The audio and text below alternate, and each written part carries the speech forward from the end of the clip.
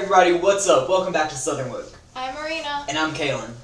Welcome back to the most important episode I feel like we've done because I'm so passionate about saving the world. And spoiler warning, if you ever want to eat fish again, you probably don't want to listen to this episode because it will ruin it for you. But it'll ruin it for you for a good cause. Yeah, like if you're one of those people that eat fish all the time, like trust me, we know. We're from Louisiana. We live off of seafood. But after watching this, I kind of don't want to support anything about the seafood industry anymore. Or in like fishing industry. Yeah, and we're going to get into it, but a lot, I know that sounds crazy to tell you right off the start, but like a lot more goes into that. Yeah, than what you think. Buckle in because we're going to bring you the science, the interviews, everything from that documentary. If you haven't watched it, we're literally going to tell you everything you need to know. Yeah, Seaspiracy was a documentary that was recently released on Netflix, and it's really just like an expose of the entire fishing industry and what's going on in our oceans. And you might think that the biggest problem in our oceans right now is straws, because that's all you hear about in the news is, oh, don't use the straws, but it goes a lot deeper than that, and that might be one of the smallest issues going on right now. Yes, it is. So, Seaspiracy was like directed by this guy, Ali T. I can't even say his last name, I can't remember it, but it starts with a T. And he's like this investigative journalist type of guy. And he like originally started this documentary with trying to save the whales because as we know they're like an endangered species or whatever.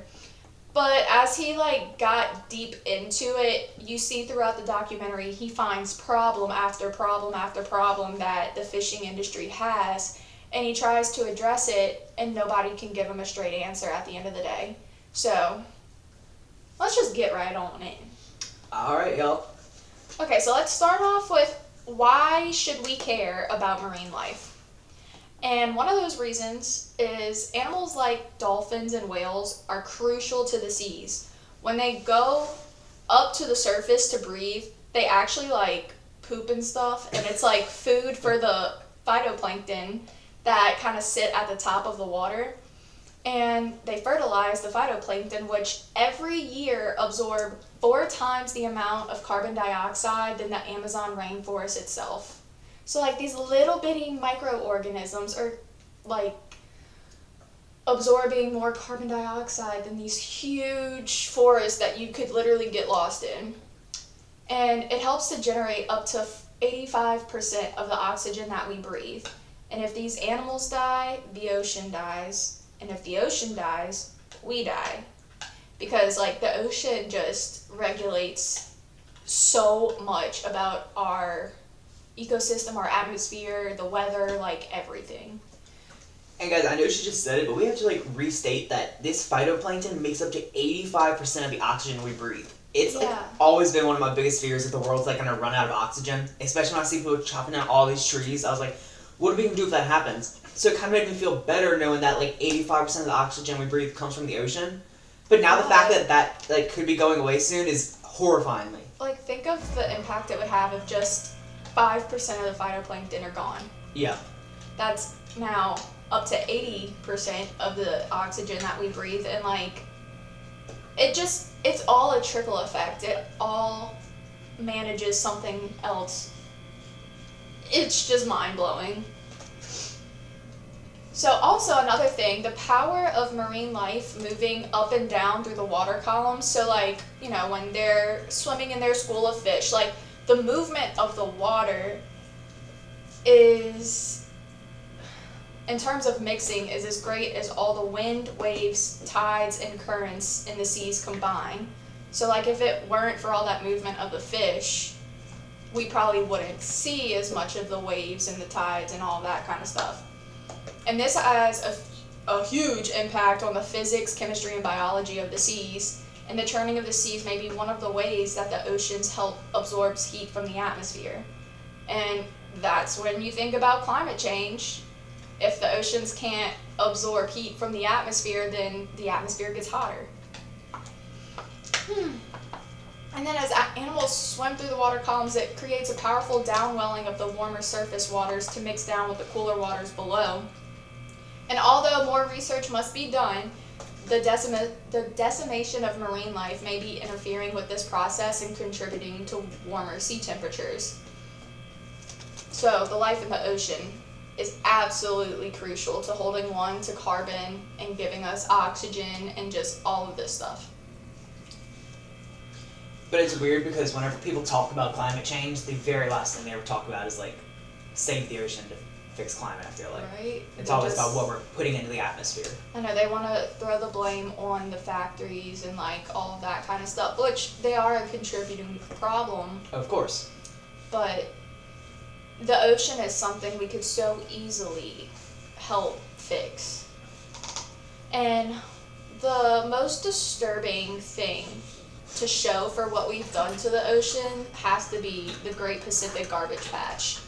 And this is 1,600 kilometers between Hawaii and Mexico, and 46% of it is fishing nets, which is far more dangerous to marine life than our plastic straws. Like, you see one picture of a sea turtle with a plastic straw up its nose, and all of a sudden Starbucks is putting caps on their lids and try to reduce straws, which that's great. Like, the less plastic, of course, is better.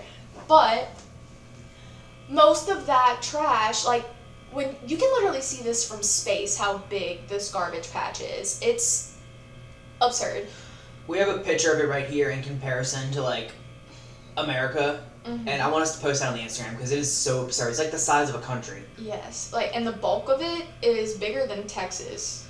And I don't know about you, but, like, this was unheard of for me. I actually learned about this in my biology class just, like, last year. I had never heard of the Pacific Garbage Patch until then. I hadn't heard of it until a few semesters ago. I had to take this seminar class where it was a different biology seminar from a different scientist every week.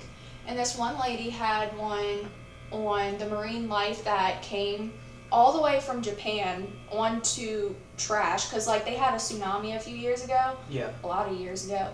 And it took a few years before all of that trash like got over to the coast of the US, and like they were finding different kind of like marine life that's not native over here. Like, she was just telling us all kind of stuff, and it all traveled on the trash from that tsunami.